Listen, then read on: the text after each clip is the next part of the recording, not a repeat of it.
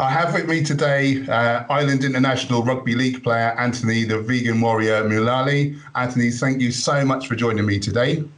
No problem, mate. It's good to talk to you. Yeah, likewise. So you're currently living the van life, hence your locale for this interview. What inspired this and how are you enjoying it? I'm really enjoying it, mate. What inspired it was my team. They've had a bit of trouble lately. The owner went bust. It's because we were a Canadian franchise in the English Super League. The owner didn't get help from. We didn't get furloughed from either government, so he had to fund everyone's wage during a pandemic, which isn't obviously ideal. So he went bust, and yeah, it's been quite turbulent. So I just took the opportunity because I sold my house in Leeds not too long ago. I took the opportunity to get in my van and get down here, just so I can be a bit free, do some surfing, and yeah, man, with rugby, I've been playing professionally since I was 17, so it's nice to have a bit of free time and not be in regiment. So you're just feeling really free and just doing what you feel. That sounds really nice. And so, what was your introduction into rugby? It was just my friends at school. So obviously, I wasn't always a really big kid. I was a bit of a late developer. But all my friends were playing. I'm from industrial town in the northwest called Widnes. All the towns around there play at Widnes, Warrington, Wigan, St Helens. They're all really big rugby league towns. So just my demographic, really. Yeah, and is that something that you did at school as well? Was that one of the sort of lessons or sports that was taught, or no? Yeah, it was. I did. That's where I played my first rugby game in school. Right. And I always did kind of martial arts, adjacent to rugby. Going through. So I've always been pretty sporty all my life. Yeah. Which martial arts did you do? Growing up, I did kickboxing, and then when I was 18, I used to do mixed martial arts. I was doing that kind of full time with rugby as well. Then I kind of had to make a decision which role I was going to take. So yeah, that was that. Okay. And so, how long were you doing the MMA stuff? And did you compete in that at all? No, I never competed because I was contracted to my rugby team. But they trained in the evening, and I trained in the daytime with the full time MMA lads. And then it got to a point where I was are you either gonna fight or you're gonna play rugby? And because I was nearly there with rugby, I chose rugby, and I think it was the right choice. Yeah, nice. And was it obvious quite early on that you had a talent for the sport? Not yet.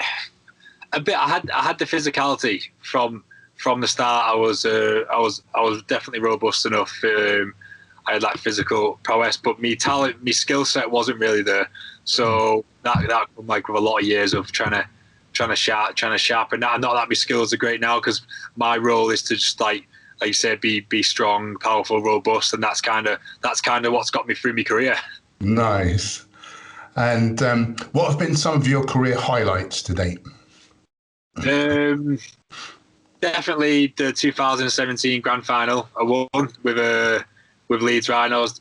Played at Old Trafford in front of 74,000 people. Wow.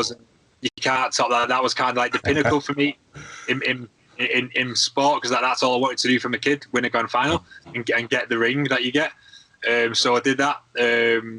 2000, just following that, we went to the World Cup with Ireland in 2017. That was pretty amazing. I've got so many, man, so many highlights. Played in the World Club Challenge against the Australian champions. Yeah, I've had a very fortunate career. I'm very grateful, man. Yeah. Nice. That sounds amazing. And so how much time do you have to dedicate to training to be at that kind of level? Well, right now I'm not doing too much. Nice to have a break, but a lot of time. I was the main reason I probably got to where I did. I was so driven and focused from a young age.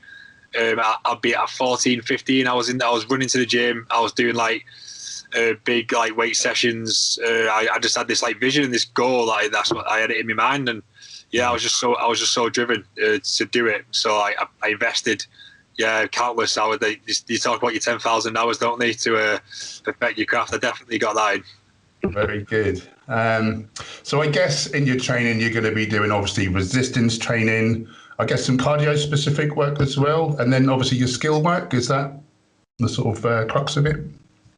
Yeah, well, definitely cardio, because especially in rugby league, where it's a lot more, well, it's not, yeah, it's a lot faster than rugby union, so it's a lot more kind of endurances involved.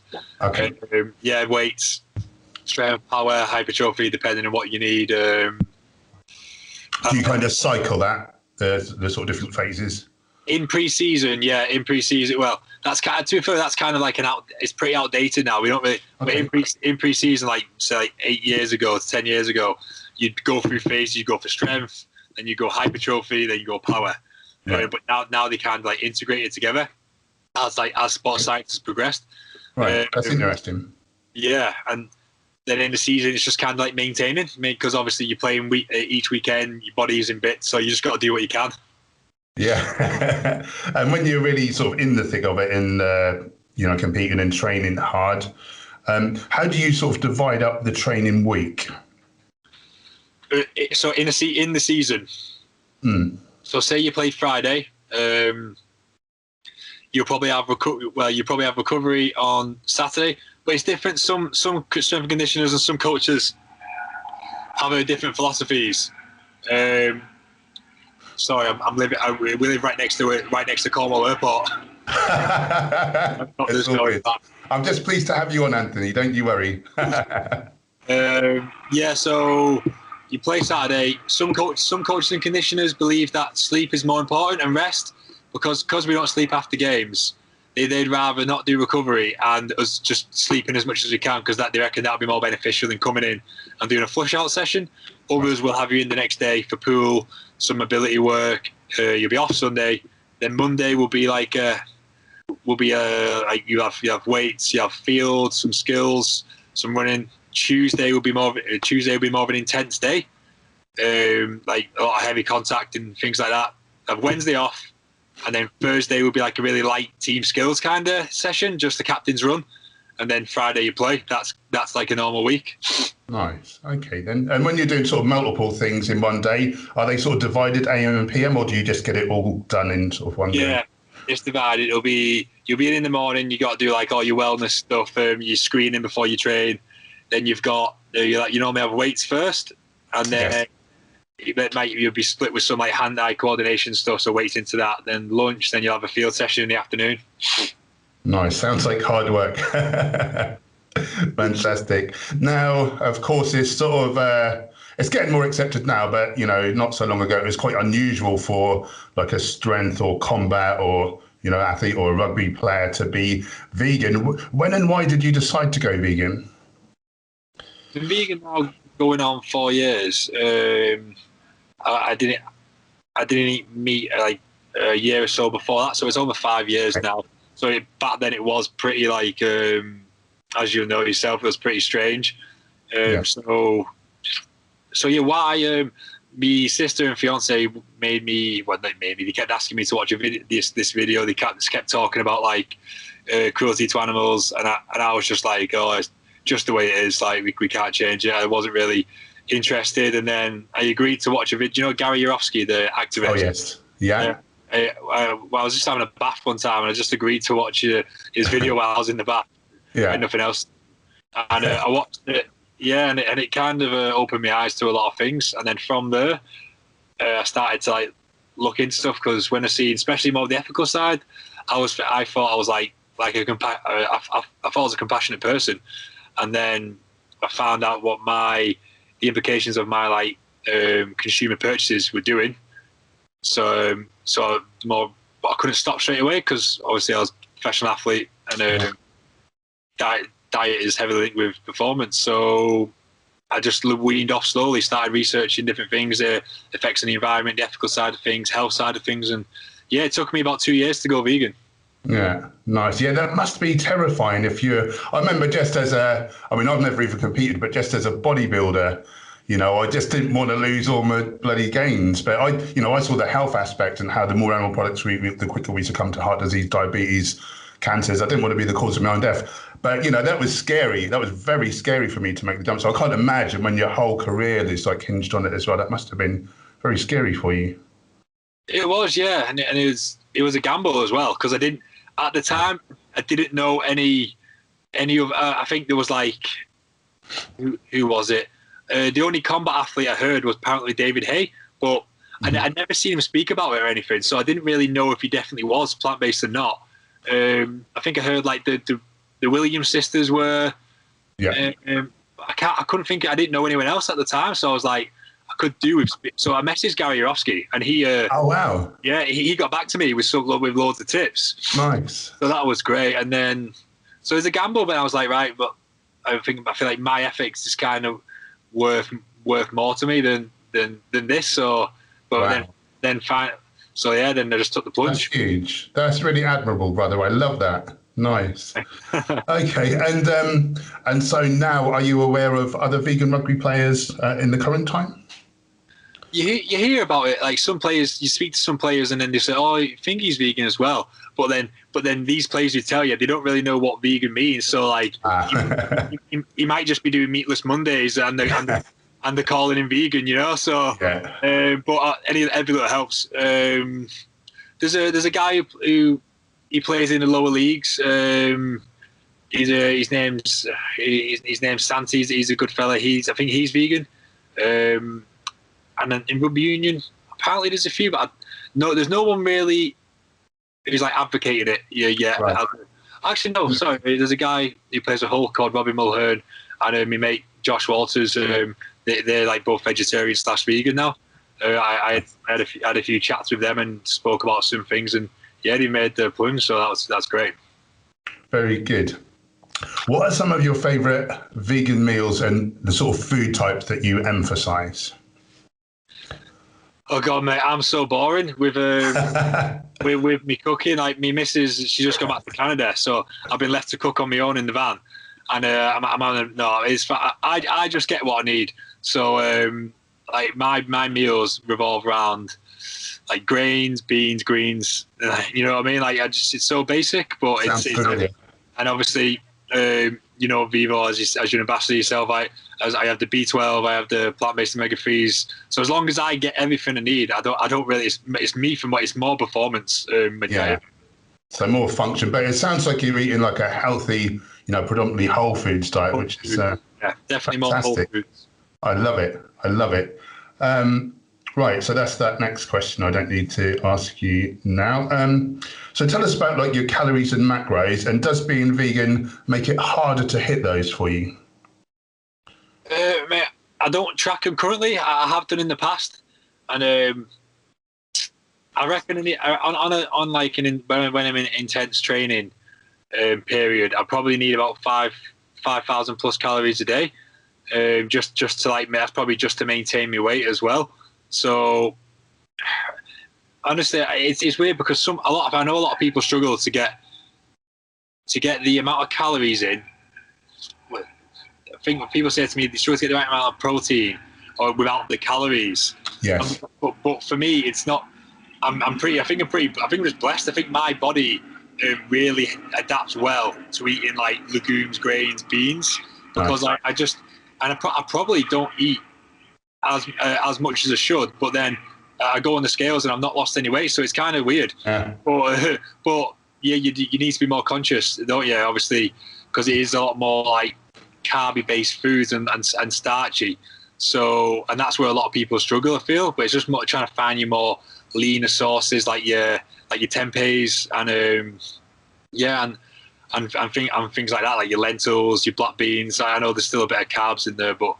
Yeah, I'm personally not scared of carbs. I feel like a lot of people are, but it's our brain's main source of fuel, isn't it? So I do so much better on carbs. So previously, when I was bodybuilding, I was eating 500 grams of animal protein per day, and now I've switched that on its head.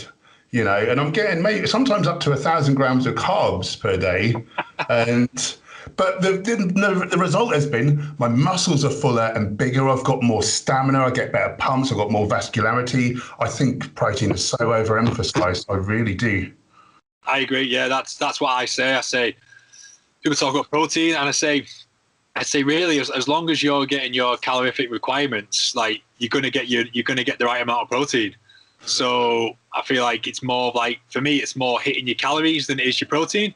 Obviously be conscious of your protein, but it's more, for me, it's more calories.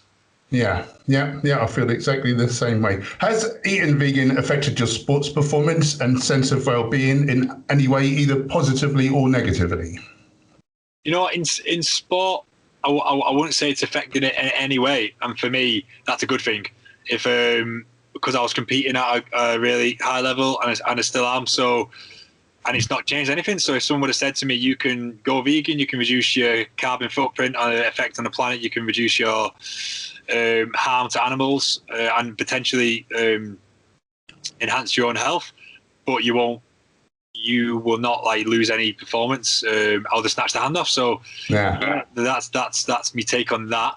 But on the well-being side, there was definitely I definitely felt more compassionate from being vegan. It's quite, I don't know if you felt the same, but I felt like more compassion, but I felt a bit more clarity. I felt more mentally clearer, which is quite strange. So that I just remember thinking it. I remember thinking, well, I don't feel as, and this is before necessarily like me journey into mindfulness. So, and I just felt like a certain clarity, like something lifted. I don't know. Maybe because I'm not eating all the trauma from the animals. Maybe it's I think there's something there, whether it's like metaphysical or in terms of their stress hormones that are in them when they're murdered, or there's something there. It's made me much calmer and more relaxed. I come from people who watch the channel know that I used to be a doorman and from a very violent world. Just out of fear, not because I was a hard man. I just didn't want to be bullied, so I made up this big, tough guy like BS image, and just went vegan. And I thought, wait a minute, if I don't want to harm a chicken I've never met, if someone's rude to me, do I need to punch them in the face, or can I just forgive them and let it go? Life's so much bloody sweeter, I found. So much nicer. I agree, mate. And I think that stuff comes from society as well, and kind of what it means to be a man, and like you have to be this like big macho man. And I think there's a lot of confusion around that. So that's kind of figure where that I used to be the same. I was in the same boat. It was more like probably one of the reasons I was doing mixed martial arts as well as rugby, because I think I wanted to be the pinnacle of like what I thought was masculinity, which now I disagree with. It wasn't. I wasn't doing it for me. I was doing it for what I wanted people to think of me, the self concept I was creating. Yes, ego stuff. I love it. Now I know that you travel around giving talks on veganism, and of course you promote it on your social media. Do you do any other forms of advocacy? Right. No, I wouldn't. I mean, I think social media stuff, obviously, when you're allowed, I was going to festivals, doing talks. But no, for me, it's more of like being a good example for veganism in sport.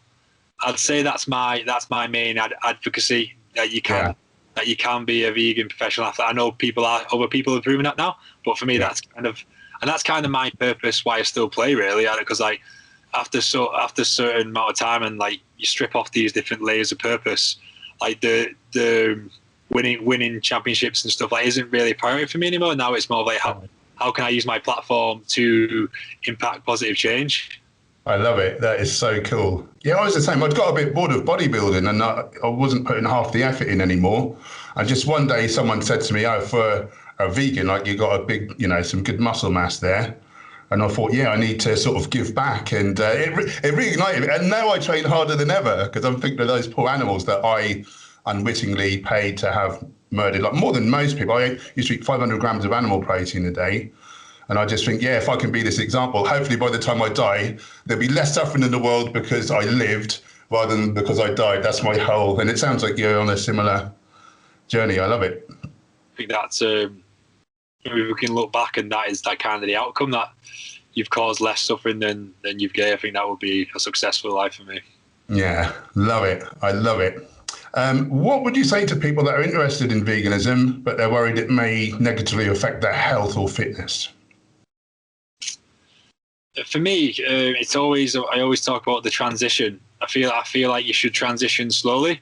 I think I've listened to a lot of podcasts on like with like gut health, like specialists and stuff who I think they are pro-vegan. So I don't know whether it's biased or not, but well, what they say, what the science isn't biased. I just mean the part they say, like, if you take, the body would benefit probably from like a longer transition into veganism, just because obviously we've had so many years of our old like cultural diets. So I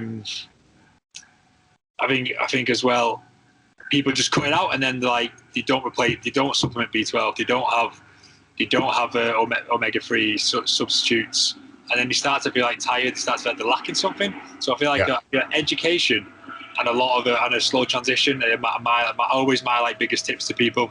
Yeah, I love it. Yeah, I think there's a lot to that with the gut microbiome. So yeah, as you sort of alluded to, we would have had a Prevotella enterotype, a Bacteroides enterotype. Bacteroides eats, animal fats and protein and, junky like sugars and things. And we need Prevotella to process the fiber. So if we're really Bacteroides dominant, we suddenly put in a load of fiber, gas, bloating, pain, diarrhea, constipation. You can get all these issues, and people say, "Oh, my body can't handle these healthy foods. It's no good for me," and then they ditch it.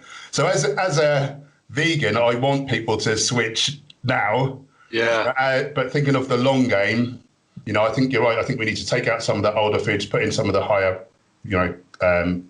fiber-rich foods, and then just week by week, like you say, slowly transition. And there's another concept as well, where there's sort of meat-based nutrients like creatine and carnosine and carnitine. So because we're eating them exogenously by eating animals, we're not producing those. And so people say if we suddenly stop eating those and just eat the vegan stuff, there can be a lag where our genes are switched off from making them. So we can feel bad for that reason also. So I think you're dead right. Does it switch back on? So it switches back on, but it just takes a little while to catch up. So by slowly transitioning, you give that time to sort of switch over, but you've still got some coming in exogenously in the meantime. I wasn't aware of that.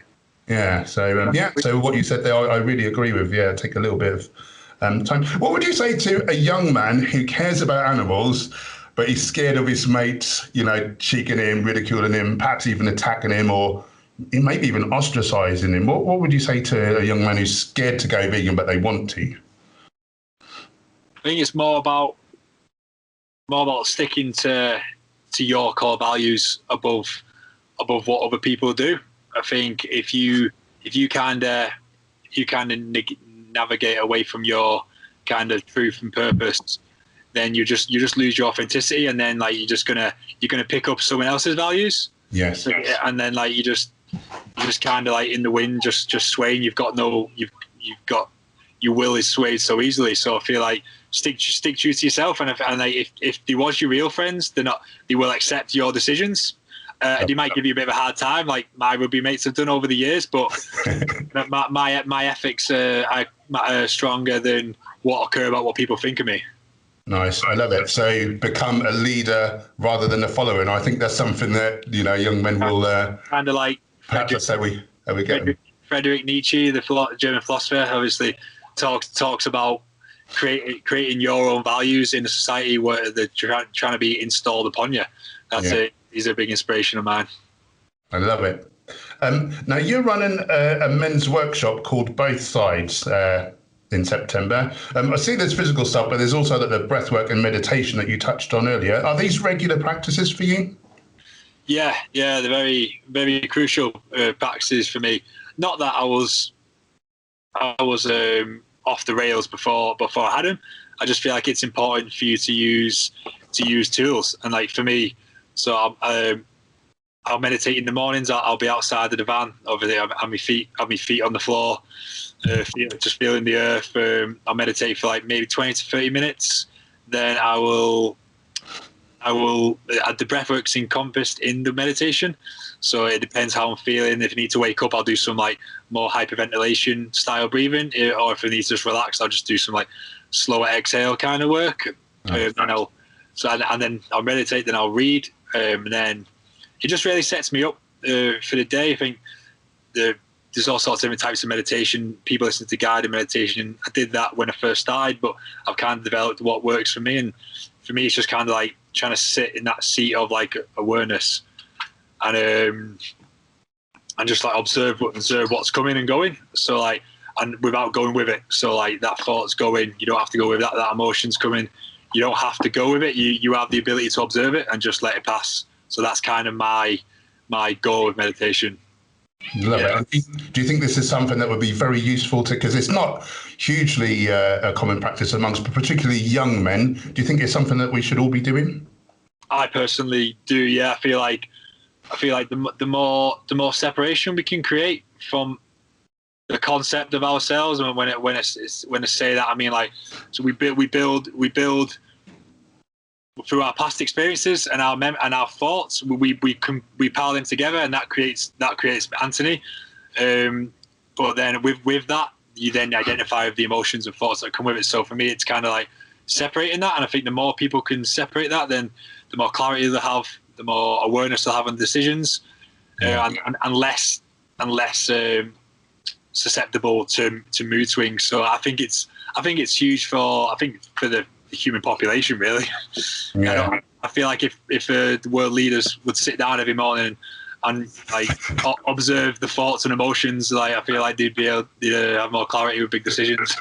I love it. And yeah, and I found for me doing the meditation, I just found, particularly if someone's rude or something, rather than being so reactive, I just have that little breathing space, and I can sort of see it from the outside and just choose to respond instead of react. And it's so much easier to navigate through life and be happy. Yeah, 100%, mate. 100%. I love it. Is there any spaces left on your course now? Yeah, I think there's six spaces left. To be fair, I've done a couple of posts. I've not really pushed it too hard, and my following will be mainly up north. So I've had a lot of help from people down here. It's only £20 for the day, and to be honest, I've only done the £20 so people don't just sign up and not come, because I feel and the money's going to go to Surfers Against Sewage anyway. So thankfully I've had the event sponsored so I can put it on, because I feel like I think it's just beneficial for a group of men to get together, be in nature, try like reconnect and just open up with each other. That's fantastic. So so tell us all about it. So it's in Cornwall?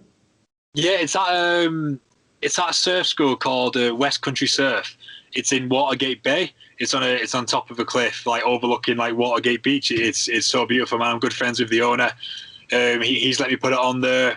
We're gonna do with the antagonist for me.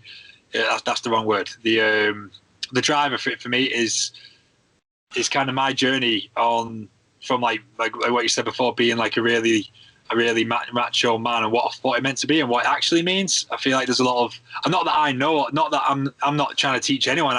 I don't know any more than anyone. I'm just talking from my own experience, and if that can help people, because I think the stoic philosophy talk about only when someone's kind of cultivated virtue and work on constant self-development, they can kind of impact positive change in others. And I feel like that's kind of where I am in my life now. So if I can do it, that'll be great. So get a group of men together, talk about what masculinity means to them, what being a man means to them in a society where the values are tried to put on you. Reconnect with nature, be outside, be around the elements, meditate, breath work, positive discussion, plant-based food. I think it's going to be a great day. Yeah. And you got some sort of exercise or competition you're running on the day as well? Did I read? It's like, so on the beach it's going to be like my friend Ben, he's a yoga instructor down here. He's going to lead a bit of like a movement session, like a lot of movement yoga style stuff. And then after that, we're just going to do some relays on the beach, some like maybe like bear crawls, bit of healthy competition. Then we're going to do like a big tug of war. So I think it'd be just good to get a better sense, because we'll be in teams. Camaraderie and like competition against each other, but in a healthy sense. That sounds great, because historically we lived in tribes. We would have been going out together and all watching each other's backs, and that's all kind of missing now, isn't it? And we don't tend to talk so well, most of us, and I think that's beautiful what you're doing. And there's also some surfing in the afternoon. Did I read that right? Yes. My friend Joel is obviously supplying the surfboard, so there's all that in the morning that I just mentioned, and then there'll be surfing to finish the day off, and there'll also be some some snacks from a company called Good For You and Vivo supplying the supplements for some smoothies and things like that. So I've been very fortunate. It's come together very well, and I'm just hoping like everyone there, including myself, gets a lot out of it. Yeah, lovely. Okay then, and anything else you'd like to add before we sign off? No, mate, I think we covered everything there. No, it was a good old chat, wasn't it? Yeah, well, I'll put a link in the description to the course. So if anyone wants to go and have a look and maybe sign up for that, I'll put a link in the description. And if people want to sort of get in touch or see what you're up to, I know you're on Instagram, aren't you? Are you anywhere else online?